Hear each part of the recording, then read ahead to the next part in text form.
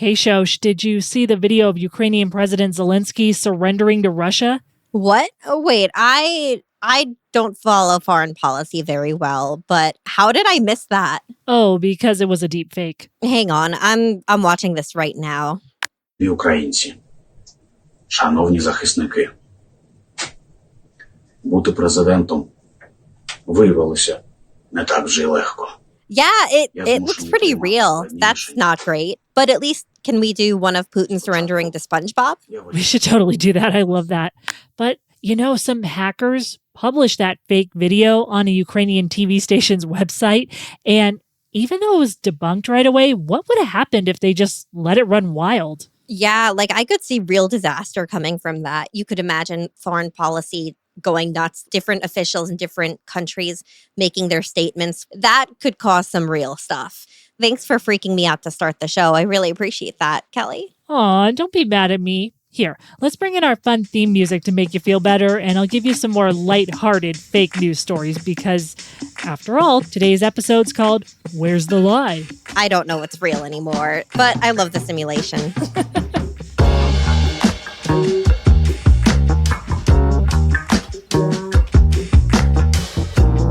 I'm Kelli Pierce, an award-winning journalist and digital media associate at R Street. I'm Shoshana Weissman, director of digital media at R Street and also maybe living in the simulation. And this is Red Tape. All right, Shosh, feeling better now that the theme music has played? No, I'll never feel good again. Thanks so much, Kelly. Oh, hang on for the rest of this podcast. Okay, so let's go into some other stories. Okay, do you see those pictures of the Pope that just went viral? Yeah, I remember. He looked really funny in the overcoat. It looked pretty real. Yeah, but that was totally generated by AI. Yeah, I'll be honest. I thought those were real, but I'd love to see you in that coat. Yeah, that would look terrible. Okay, last one. Speaking of AI, there was another hoax. Did you see the image of an explosion at the Pentagon that went viral? No. This actually caused the stock market to briefly dip. 100% fake, but caused real people to lose real money before it was debunked. Yeah, that's really terrifying that people believe this stuff. That's the thing. We have a lot of misinformation and disinformation. They're rampant these days. Our listeners know that. But we have some really great people here at R Street who are tackling this critical issue of understanding fake news. First, I'm going to be speaking with Matt Germer on election misinformation. If you think you've heard everything about this topic ever, you actually really haven't. Matt's our resident elections fellow for the governance program at R Street, and he's an expert on a lot of legislative matters, including election laws and how elections happen in various states. But he has such a unique take on things. What he says is going to surprise you. I doubt he could surprise me, but I think he'll surprise listeners. Most people who hear about election policy are listening to people who are yelling and flipping out, and he's pretty mild.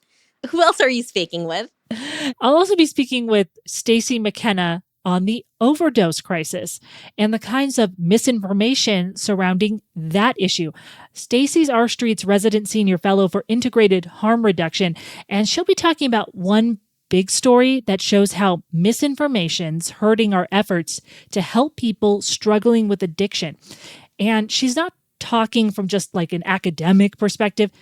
She has an incredible story about her own journey to get where she is today. I love the personal tie-in because I think it's kind of extra special if you can apply evidence and logic and solutions to stuff that you've been through. I think her interview is absolutely amazing. So, Shosh, are you ready to fight some misinformation? I guess. Here's Kelly's conversation with Matt Germer. Over the past couple of years, for a variety of different reasons, it seems like elections changed in major ways. And it's A, understandable that people are nervous, and B, it's been really unhelpful, in my opinion, if you want to fight something like election misinformation, to shut down the conversation completely and scream, "You're an election denier," just because someone has a question. Yeah, I think that's right. And it's important to recognize as we talk about elections, how quickly our brains turn, I think, to the 2020 election. And that election was just so unique for so many reasons. We had two candidates on the ballot that a lot of Americans were uncomfortable with to varying degrees. We had a pandemic going on at the same time. People were afraid to leave their homes. We had cities experiencing something on the scale of protests to full-blown riots. We had confidence issues with our health professionals and officials. Our country was in a tough spot. And so on top of all of that, we had this really momentous election, and an election, as you noted, where things were done differently. It's, I think, fair for people to be concerned about how an election is being conducted in the midst of all of that. And as you note, people were being accused of being an election denier who had meaningful questions to ask. And that's tough because there are good questions to ask. There are also people out there who were using the "I'm just asking questions" framework with the intent of sowing mistrust in elections. And so drawing that line is difficult, and every American was just put in a tough spot. Let's kind of start with the basics. How are elections run in the United States? It seems like each state has its own rules, or is there similarities there? How does it actually run? We really do have 50 different elections across the country every cycle. And even within that, most of the time, the policy and the actual administration of the elections are done at the county level. So we have hundreds or thousands of elections taking place simultaneously. And while that can make for quite a bit of complexity if you're trying to get a hold of all of it, it also really diffuses the power of election policy. And that has upside as well, to make sure that if there is someone who's trying to game things, it's very difficult to game them across all 50 states and in every jurisdiction. That's the beauty of federalism and localism. And so for someone like me, whose job it is to try to keep an eye on what's going on all across the country, it's difficult. There's always, changes. There's always these different systems, but there's also an upside to that as well. And I also think that federalism, maybe that local control, it lets people have more buy-in or more trust in the system than the feds coming in and telling you or dictating election laws. I think that's right. That extra level of personal awareness and accountability helps for trust. I think it also would be damaging for our country if election policy were done nationally. Not only is that just both physically, geographically distant from people, but it also just continues to raise the stakes of winning national elections. And I think there's a real point brought in there that, like, right now, with the amount of power that is centralized in Washington, D.C., Americans are following elections just on a different level than they ever did. It's not just about whether your local congressperson is someone you like. You're following elections all the way across the country because a change in a senator or a change in a House member, or particularly the change in the presidency, seems to have so much importance on our lives, like far outside what it really should. And that creates incentives for bad behavior. It creates incentives for a toxicity in our politics. All of that, I think, kind of comes down to putting too much power in one central place. Just creates damage to the system. Though we do think there should be laws to make sure that elections are not disenfranchising people based on race or something like that. Absolutely. This gets back to, like, what is the point of federal law? Like, we don't have just state law. We do have federal law. We have enumerated rights in the Constitution, and we have post-Civil War amendments for a reason. And they're important, and they need to be enforced, and we need to have federal regulations uphold them. I think there's a difference, though, between making sure that we've got some level of federal oversight versus a world where the federal government is uniformly in charge of elections at a much more micro level all across the country. And going back to that more micro level, at least state level, a lot of states expanded or turned to completely mail-in balloting during the pandemic. Did you see any bumps in the road when it came to mail-in ballots during the 2020 election or any of the elections afterward? It's a good question. I think the 2020 election was all over the place when it came to vote by mail.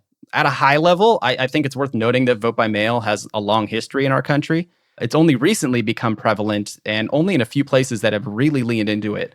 Before 2020, the overwhelming majority of votes were cast in person. And I expect them to continue on that trend, although I think more people will vote by mail.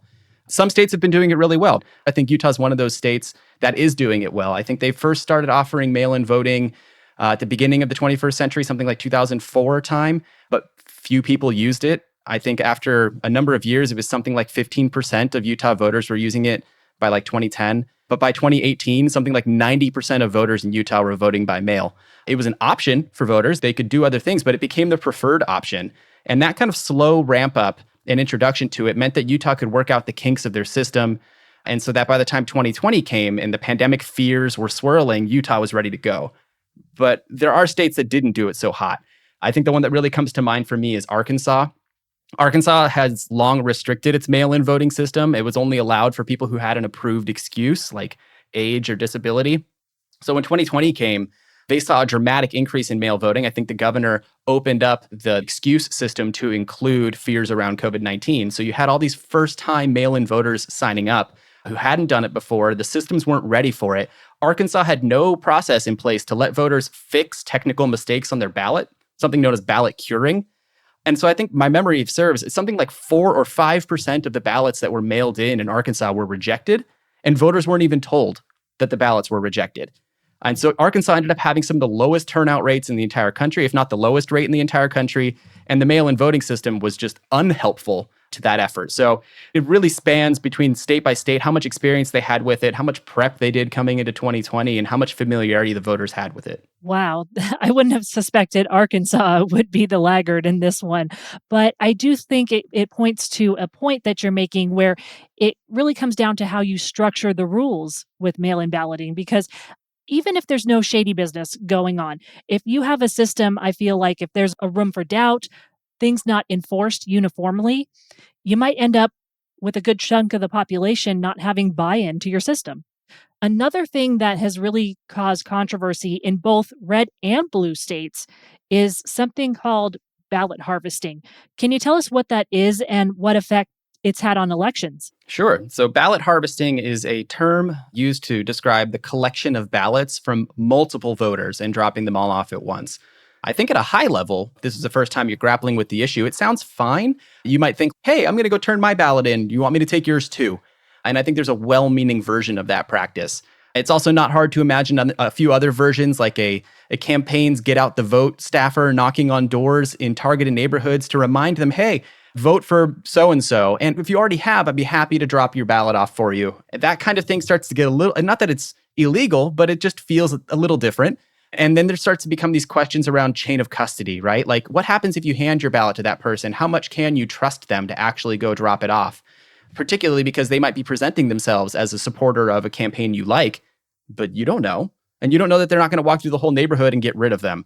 We do have some safeguards in a lot of states in place that, like, if turnout is abnormally high in a neighborhood, higher than it should be, that could flag a reason for a more detailed audit.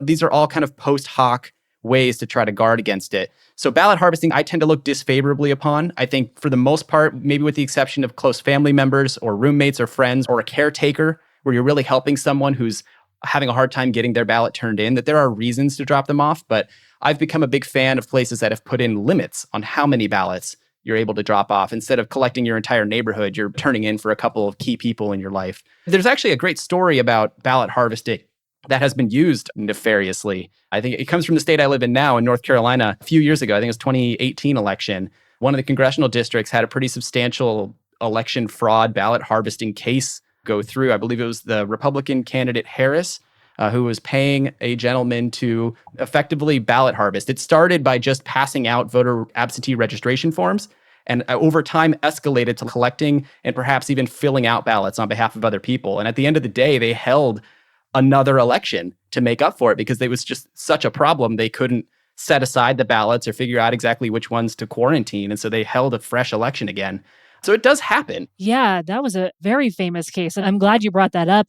I remember looking at a state legislative session, won't say which state it is, but they were talking about whether they should allow ballot harvesting or not. And both the Republicans and Democrats had come to an agreement that they weren't going to do that because there's nothing inherently nefarious about ballot harvesting. But there have been cases like the one you talked about that doesn't inspire confidence in the election system. But it's not just ballot harvesting that makes people raise their eyebrows. Last year in Pennsylvania, you have a former U.S. congressman.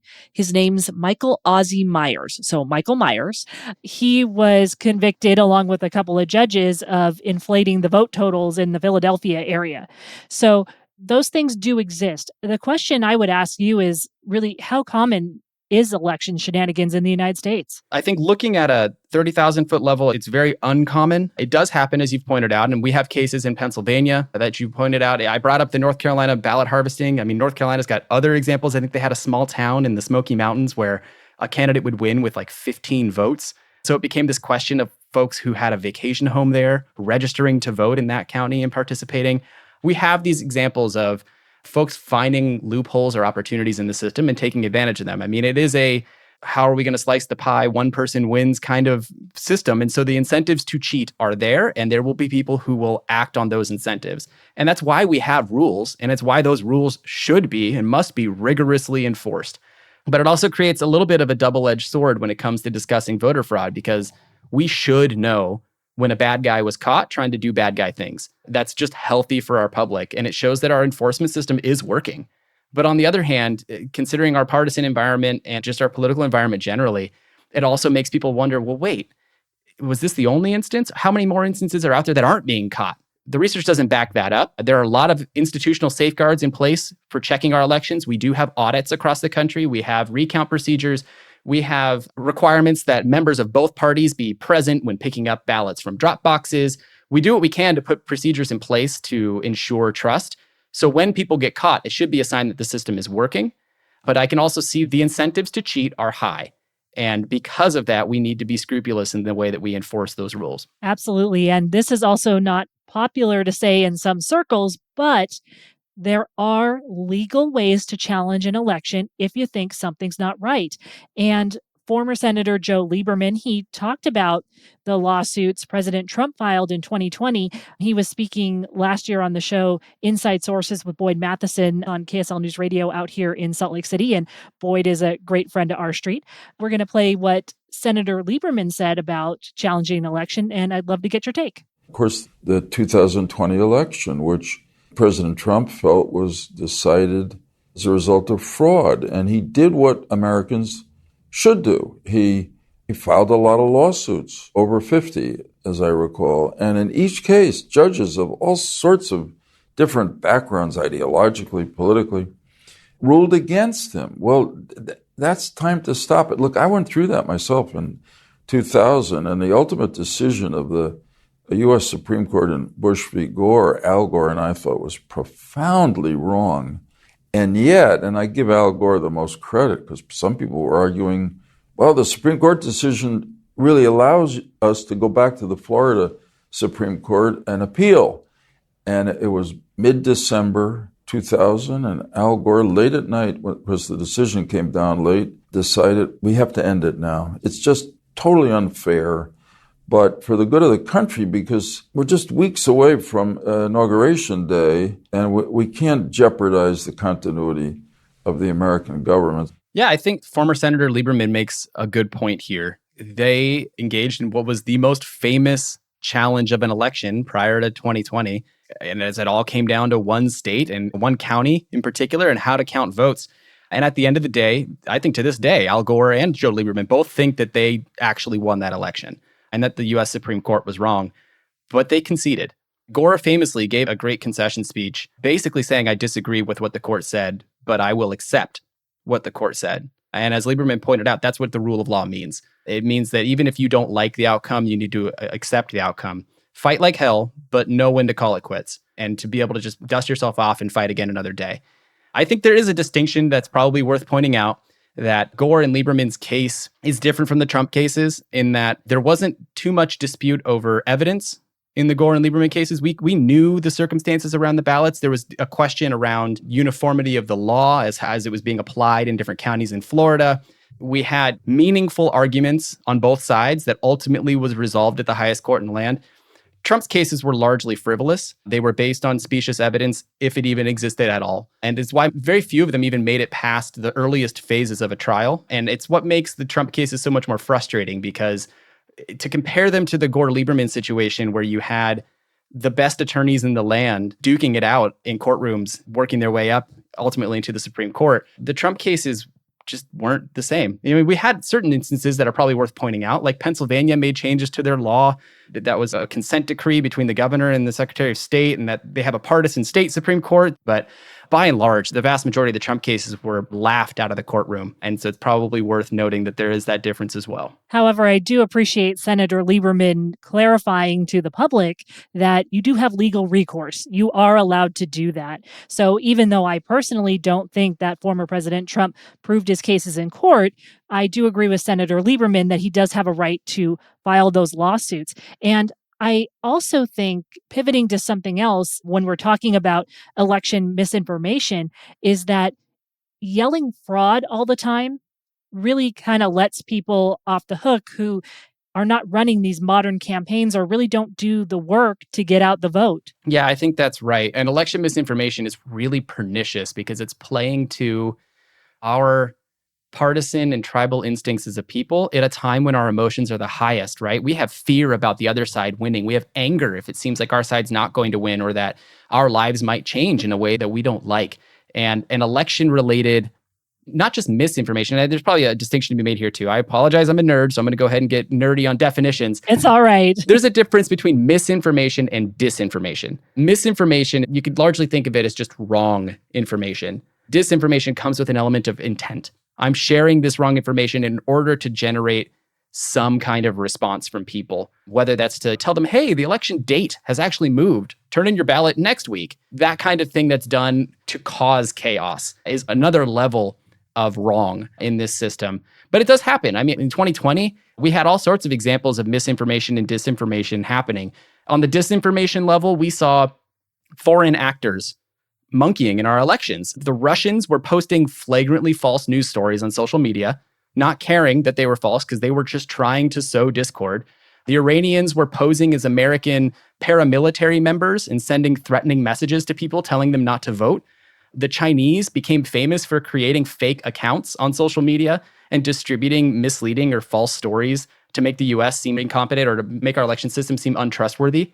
And federal authorities tried flagging a lot of the content. There's good questions to ask about how much the federal authorities should be working hand in glove with social media. But I think even at some level, shooting it over to social media saying, hey, this account is a fake Chinese account trying to promote a false narrative. Just want to let you know in case this violates your terms of service is maybe a healthy practice. Again, we could get into the details of exactly where the boundary should lie on that. But we did see foreign actors, but we also saw just misinformation spreading in the United States. And the example of that sticks out to me is something that became known as Sharpie Gate in Arizona in 2020. There were claims that some polling places were giving voters Sharpies to fill out their ballots, that the Sharpies were bleeding through the ballots, and that those ballots were then being thrown out, and that this was being done intentionally in certain jurisdictions to invalidate Republican votes. The truth of it, as the Arizona election officials tried to communicate, they're just behind, right? You can't always keep up with the tide. But they were trying to communicate that Sharpies were commonly used because they actually were preferred to regular pens. They didn't smudge as easily. The ballots were designed recognizing that there might be bleed through, so the machines were calibrated in a way to make sure the votes were counted properly. But it didn't really matter. The bad story was out there, and then it continued to spread, and people started sharing screenshots of a ballot tracking page on Arizona's website that said that a vote was canceled. And then they blamed the Sharpies and said, look, I voted by Sharpie, and now my ballot doesn't count. But the truth was that the person who received that notice, they received a ballot in the mail, chose not to use it, went in person, submitted their ballot that way, so their mail ballot was properly canceled. That's what that means. But the combination of rumors swirling, misinformation spreading, a screenshot without context being shared, it undercut trust in the election, and it became very difficult for the election officials in the area to keep up, to get the correct information out there. Yeah, absolutely. And I think when you hear election misinformation, maybe a relative's ranting on social media or something, it doesn't really do anything. It's absolutely protected by the First Amendment, in my opinion, even if they're dead wrong. But we have to be honest, this has spiraled in certain cases to election workers getting threats. It absolutely has. And it's a shame because by and large, election workers at our counties are folks who signed up to do a public service, either because they love voting and they love democracy and they wanted to participate on that level, or because this is just a job that has always appealed to them to help be a neutral arbiter of our election system. These are folks that should not be receiving death. I mean, no one should be receiving death threats, but these of all people should not be receiving death threats. They're performing a vital public service, and they're doing it as best they possibly can. Yeah, I will end with this, though. As far as the election counting going super long, someone had tweeted, our elections are now becoming like Hanukkah. 8 crazy nights of ballot returns. Yeah, it's become a real thing. And I'm very grateful at the moment that a number of states that are awful at producing quick results, California chiefly among them, don't matter to the national political narrative, but heaven help us if they ever do. Like, we might be waiting around for 2 weeks for California to count their votes if they actually turn into a swing state. We need to write these things before those states matter, because we never really know what state's next. Who would have thought that Georgia or Arizona was going to be the next frontier 10 years ago as these election laws are being written? You always got to be prepared for political swings you don't see coming.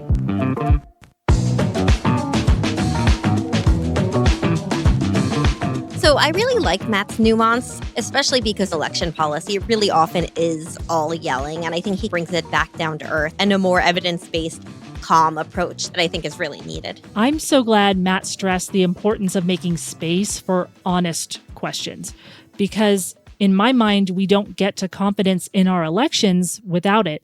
And I remember when I moved to Utah, I was able to ask questions of one of the elections officers here, and he took me step by step on how Utah does elections. He didn't treat me like an idiot. It was super interesting. I could ask any question I wanted, and it gave me such confidence in our system here.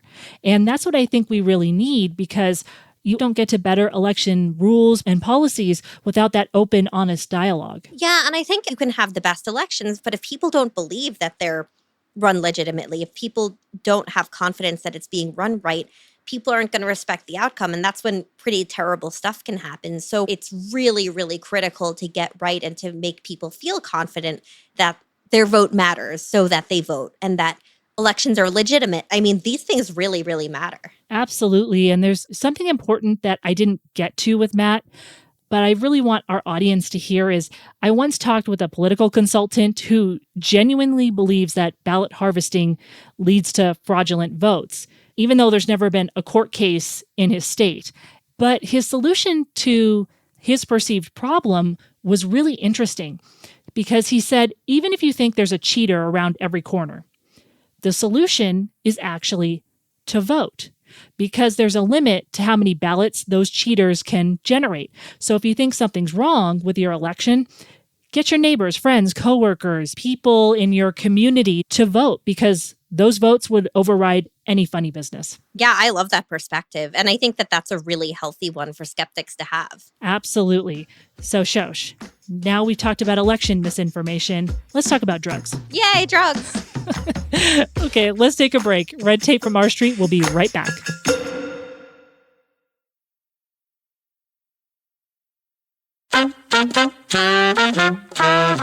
Welcome back. So, Kelli, why did you want to bring on Stacey McKenna as the second guest for this episode?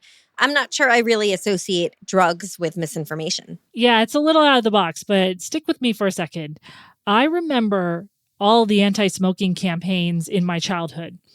I went to every DARE assembly and activity. Yeah, I didn't have that in my school. I remember the t-shirts, like Hot Topic has DARE t-shirts.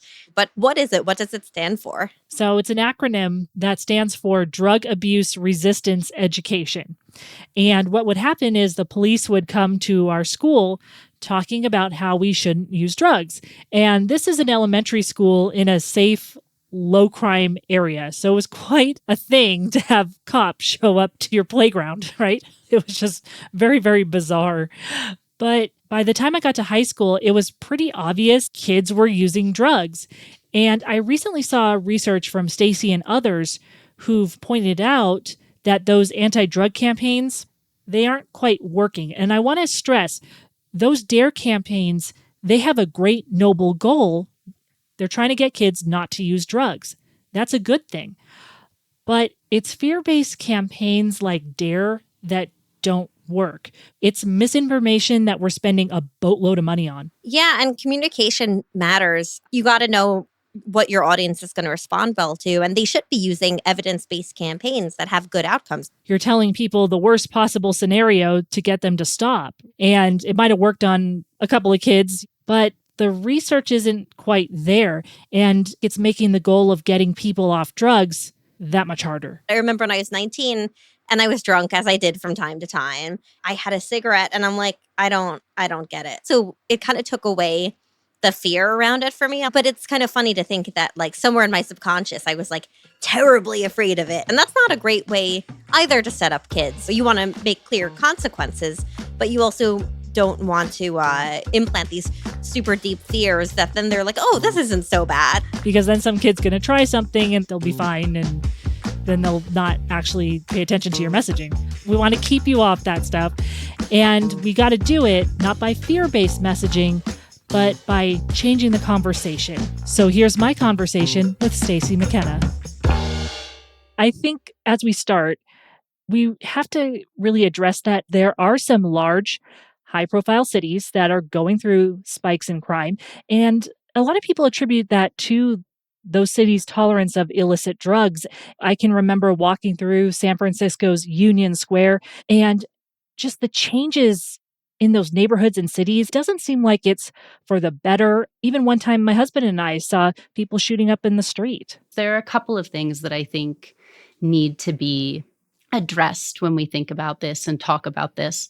One is that in cities like San Francisco in particular, what we've also seen is a massive growth in recent years in wealth inequalities, right? So when people can't afford to have homes in a city that maybe they've been living in for decades, all of a sudden, where do they end up, right? They end up unhoused. And what does that mean? That generally, especially in an urban environment, puts them in the public eye. So if it's a person who's using drugs who no longer has a home, they're probably going to use drugs in a place where you can see them. Why do people use drugs? Oh, man. Why do people drink? Because it's social and it's, great. I mean, so I think any explanation, any reason you can come up with for a reason someone might drink alcohol is going to be the same type of reason you're going to see for most licit or illicit drug use, right? So some people use because it's fun and they just enjoy altering their consciousness. Some people use because they are using some sort of coping mechanism to deal with psychological trauma. Some people are using it really functionally, right? So I spent a long time studying methamphetamine use, and I used meth for a long time. And one of the underlying motivating factors when I first started was I wanted to continue being a straight A student while riding horses 40 hours a week. I'm pretty introverted and shy, but I also wanted a normal teenage social life to go out and about and feel confident. I also had an eating disorder that I had been grappling with. Meth was great. Didn't have to eat, didn't have to sleep. And it made me want to go out there and be social. So it was folks a lot of the time who had, one had started when she was driving trucks for a living. They needed to stay awake and alert to work long hours. And if we think about I could get into the history of meth forever, but we've used it historically for very functional purposes. Opioids, folks might have other reasons for using. Sometimes it starts from chronic pain. We saw a lot of that with the rise in the aughts, I guess, around OxyContin. But with drugs, whether they're legal or illegal, we see a number of different reasons, from straight up recreation to emotional coping to really, really functional use. You have just an incredible story and just an incredible perspective that you can bring to this. And it does make me think that you can misuse legal drugs just as much as illicit. Yeah, absolutely. There are definitely people who misuse alcohol. I recently saw a story that was starting to question the actual safety of constant caffeine consumption. And I didn't read the whole thing, so I can't speak to whether there really are health-related issues associated with that. But I think the flip side is that there are also people who use illicit drugs in ways that we wouldn't describe as problematic or chaotic or disordered if the drugs were not illegal. That is an excellent point to make and something that people should really think about and take to heart when we're talking about drug policy. And this episode is a lot about lies and misrepresentations around the topic of drugs, because there's a lot. We could go on for days probably on this. But let's kind of narrow our focus right now and start with fentanyl. It does seem like it's mentioned daily as the main driver of overdoses. What actually is the drug and how are people using it? What's the real story here? Yeah, so fentanyl is a synthetic opioid. So what we're usually accustomed to thinking about in terms of opiate drugs are things like heroin or morphine.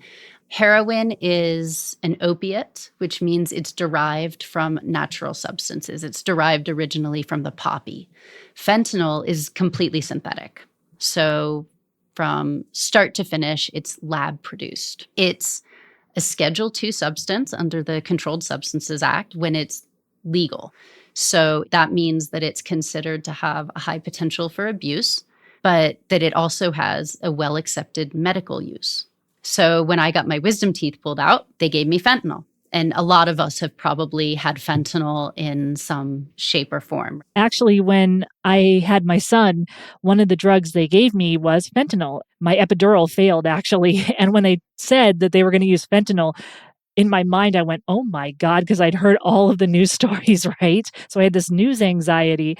And like you said, actually has legitimate uses. Yep, very legitimate uses. So it's an analgesic and it works great. But obviously, in those cases, it's being administered in a very controlled manner, right? People are taking a good look at dosing. They also know exactly what they're administering. They have a controlled pharmaceutical supply that was tested, that was approved by the FDA. So that makes a big difference. What folks are using in the street, and I think before I move on, the catch with fentanyl that has really raised so much attention is that fentanyl is substantially more potent than heroin. I want to say it's about 50 times, 50 times more potent than heroin. So what that means is now when we shift from a medical setting to an illicit market, all of a sudden we started to see fentanyl making its way into the illicit drug supply in the United States in about 2013. But it didn't just show up all at once. It started in the East. I want to say mostly in the Northeast, but I'm honestly not 100% sure because I do think like Atlanta saw it very early. But it slowly started to make its way across the country. And this has to do with trafficking networks. It has to do with the types of drugs folks were using and the ease of mixing powdered fentanyl into those drugs. So like out west, people who use heroin are more likely to use black tar heroin. And it's harder to mix a white powder into black tar than it is the China white that's more commonly used on the East Coast. But what started happening is fentanyl started making its way into the illicit supply because it's manufactured in labs and because it's all synthetic. It's much easier for folks in the illicit production side of things to make adaptations and adjustments. Oh, we closed down this lab. I'll just pop up another lab over here. Whereas in the context of working with something like heroin, where you need a poppy field to begin with, right? If you destroy that poppy field, even if they were to move to another area and try again, it's going to take a lot more time. So this shift to synthetic drugs has really allowed for, I guess, more innovation and creativity on the parts of the folks who are producing illicitly. Because we have these extremely strict laws in place around illicit drugs and opioids, we start to see manufacturers and traffickers are incentivized to look for something that's more potent and therefore can be trafficked in smaller quantities, moved more easily, and packaged in less identifiable ways. I watched a shift in the market in Colorado around the time that they started to crack down on precursors for methamphetamine. Backyard cooks couldn't get what they needed to cook anymore. So we started to see more and more crystal methamphetamine, which is much more potent. And that was being brought in by cartels. So whereas cartels hadn't previously been major players, all of a sudden they were. So what happens with fentanyl is because it's significantly more potent and it just sort of started to show up in the supply in different places and at different times. It's not like there was a big nationwide announcement that was, hey, 45% of your current heroin bag is probably fentanyl, right? Nobody knows really what they're buying. All of a sudden, a shot that maybe would get someone high in the past or maybe get them well if they were just going through withdrawals and wanting to not be sick. All of a sudden, that was a potentially much more dangerous injection because the supply is much more potent and they don't know how much more potent. I do want to ask you, before we talk about drug policy, about this drug that's getting a lot of press too, xylazine. They say it rots people's flesh, turns them into zombies. What's the real story here? Yeah, so xylazine is a veterinary drug. It's a sedative that's often used in working on horses and other large animals. And in humans, it is associated with some additional scary problems. So, because it's a really strong sedative, especially when it's mixed with opioids, it can increase the risk of overdose. Naloxone does not work on it, not because it's resistant to naloxone, as some folks say, but because it's simply not an opioid. And naloxone is an opioid antagonist, so it stops opioid activity. It doesn't work on xylazine because xylazine is not an opioid. That said, if you think a person has overdosed and it potentially involves xylazine, that does not mean don't administer naloxone. If there were opioids involved, which they probably were, naloxone will still help. They just won't reverse the xylazine part of the overdose. There are some indications that it does cause flesh, like tissue damage and wounds to a much greater extent. They're more severe and harder to heal than the ones that are associated with other injection drug use, especially if the people miss a vein or something like that. Now, is that guaranteed? No. Are there things people can do to stay safer? Absolutely, yes. The National Harm Reduction Coalition in particular has an amazing fact sheet that gives all kinds of safety tips for folks who suspect that xylazine might be in their supply. Part of the reason we see xylazine in the supply right now is because it gives fentanyl what's colloquially called as legs. So fentanyl is very short-lived. So if I inject or smoke fentanyl, my high might last half hour, an hour, and I might start to feel withdrawals within 2 or 3 hours. Heroin lasted much longer. So folks are all of a sudden, they're starting to get sick much more frequently than they might have in the past if they're chronically using fentanyl. Xylazine, when it's added to the fentanyl supply, staves those withdrawals off a little bit. So it actually keeps people from getting sick so quickly.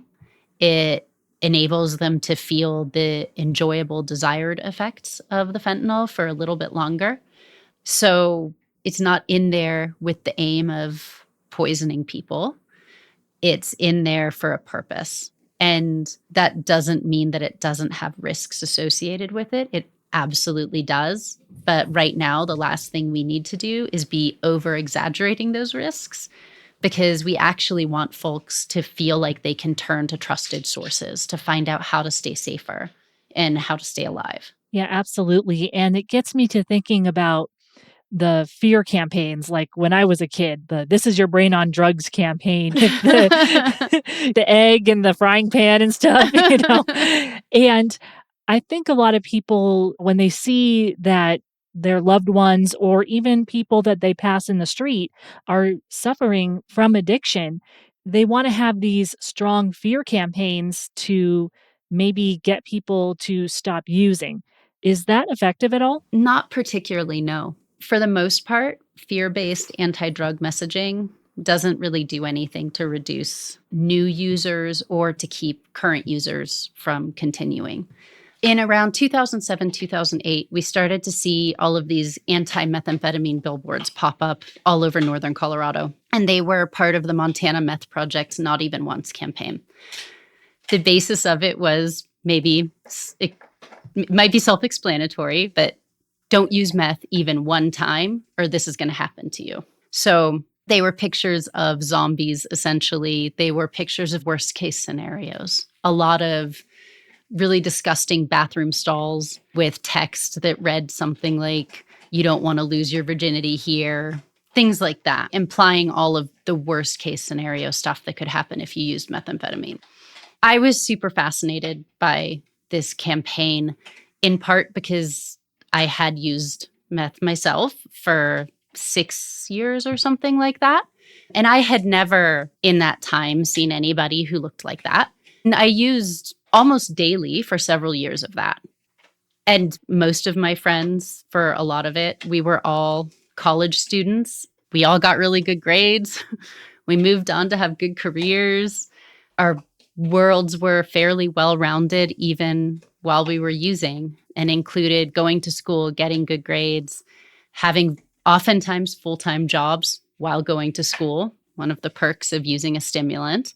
And I had just never seen people with teeth just crumbling in their mouths because of methamphetamine use. At the end of the day, I'm an anthropologist, I'm a scholar, I'm a curious person. So my response to those ads was a little bit, what the?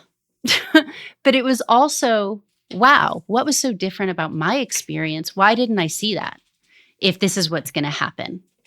So I decided to start really analyzing media, and I started looking deeply into those campaigns. And then I wanted to talk to people who used methamphetamine to see how they were affected by the campaigns. And two things came from that research and fits into the bigger body of data that we have on fear-based messaging. Two findings were really powerful. The first is that most fear-based messaging is at best a complete exaggeration, like a gross exaggeration. Because of that, it can undermine trust. So, for example, one of my young participants had seen the campaigns before they ever started. And so she was like 18, I think, 18 or 19 when I met her. And she had started using at the height of when the campaigns were happening. So I talked to her a little bit about it. And I was like, did these ads not affect how you felt about meth? And she was like, oh, no. She's like, I totally thought that I was going to see people who looked like that. And then I went with a friend and we met someone, and we went to a room where a lot of people were using meth and nobody looked like that. And all of a sudden I was like, they're just lying to me. Why would I believe any of these? Because it's not what you really see in life. And what they've actually found is that some of these campaigns, because the messaging is so over the top, they can actually make teens in particular kind of skeptical and a little more curious about the substances that they're trying to keep them from using. When they start to do quantitative studies, what they find is that in general, the campaigns don't really have much of any effect. They don't increase use, they don't decrease use. They just tend not to have an effect at a population level. The second piece that is really disturbing is the potential to perpetuate stigma. So creating this idea that all people who use drug X are horrible people, are dangerous people. What we see is that it makes people want to hide more. It reduces their likelihood of seeking treatment.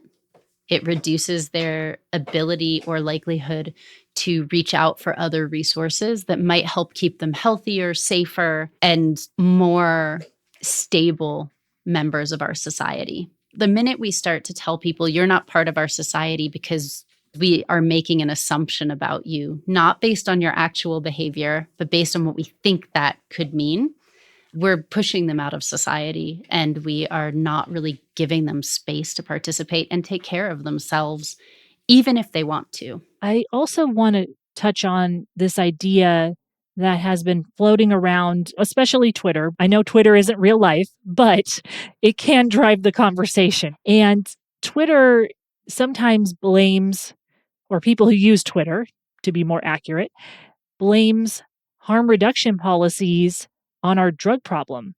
Is that correct? Or is it factoring in any way? No. So one of the amazing things about harm reduction in 2023 is that it's been an official movement since the 80s. So we have decades of research on programs like syringe services. If we look internationally, we have decades of research on overdose prevention centers. And what we find is that harm reduction is one of the most cost-effective, cost-saving public health interventions that has ever been deployed. And it saves lives. We also see consistently over and over and over again in different environments that it does not lead to increases in drug use.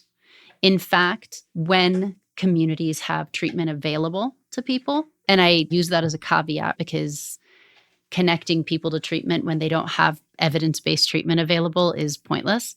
But when communities have treatment available, people who use programs like syringe services are 4 to 5 times more likely to engage in recovery and reduce or abstain from using illicit substances for significantly longer than folks who aren't using those services. So harm reduction has the opposite effect of what a lot of folks think. And for those who may not remember, we talked about harm reduction with Mazen Saleh on an earlier podcast, but what is harm reduction? Simply put, harm reduction is a set of tools, interventions, information that help folks who are engaging in potentially risky behaviors protect themselves from those risks and empowers them to make more health positive decisions. If we take it really broadly, we probably engage in some sort of harm reduction every day. If we get in the car and put on a seatbelt, throw a bike helmet on before pedaling down to the bar, whatever. So it's a really familiar concept, but it's one that maybe people don't think about as applying to these other issues. So what do you say to people who maybe their neighborhoods have been upended by crime? How do you tell them, hey, look, we need to not buy into the lies, but instead work towards a better tomorrow, which might be different from what you think it is? I mean, the first thing I would say is, how is your community, your city, your neighborhood not meeting the needs of the people who live there? Because at the end of the day, if some of the people are having all of their needs met and then a huge proportion of the population is having none of their needs met, that's what seems to be driving a lot of the issues that often get blamed on drugs. The other piece of all of this is we spend a lot of time as a society talking about how to stop the supply, how to change the supply. But the other piece of that is that right now, there are a lot of people who are struggling with substance abuse disorder. Not everyone who uses has it. Lots of people use recreationally or functionally, but that doesn't discount the fact that millions of people in the US do have a substance use disorder and are using in a way that is not good for their health, and oftentimes that they don't want to be using in that way. Either they want to find a way to manage their use or they do want to quit. But we have a really inadequate treatment infrastructure. We don't do nearly enough to support and facilitate access to medications for opioid use disorder. So I think that's the other piece of this. We can talk all day long about what do we do about the supply. We can talk all day long about what do we do about trying to keep people from starting to begin with. But then what do we do with the millions of people who are using in a way that maybe they don't want to be using? And we actually do have some evidence-based answers out there, especially when it comes to opioids. And we need to make it more available. Yeah, and stop the fear and shame, definitely. And stop the fear and shame, 100%.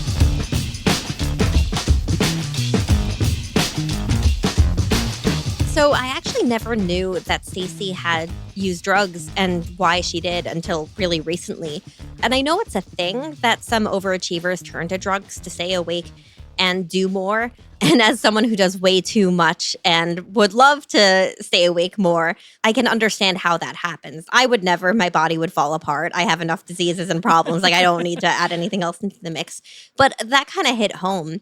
And also, to bring it back to South Park, there's a great episode where the kids are warned about trying marijuana. And then there's like, your future self. Oh, this is what'll happen to you if you try marijuana. And then at the end, Stanton has this great monologue about, like, if you had just talked to me and explained the problems with it and why this stuff is bad, I would have understood more. And it really hits to the same point we're getting at, Kelli. Absolutely. As we say in our street, all roads lead to South Park. That was a phenomenal episode. And I love the same part where Stan's basically telling the parents, just be honest about what these drugs do and why it's not good for you to use. Like, you don't have to go through this huge production. And so that's something that we need to avoid. And with all this misinformation about what these drugs do, it's not surprising that people are attracted to this stuff because they don't want their loved ones to do drugs. But the question is, how do you help someone quit? How do you help someone not start, right? And I'd asked Stacey afterward, why did you stop using meth? And her answer was super interesting. She had tried quitting a few times when she was living in LA, but she'd kind of get pulled back because of work, going to a party. Then she moved to New York City. And at the time she was there, meth really wasn't a thing, especially in her social circle. And the handful of times she did use it there, she had a full-time job, but it was no longer fun. And she told me there's pretty decent literature on this topic. It's referred to as aging out. And it's really how the majority of people who use drugs quit. They have other life priorities and obligations. They start to take precedent. You have a different social network, geographic changes, a support system. That can make people quit.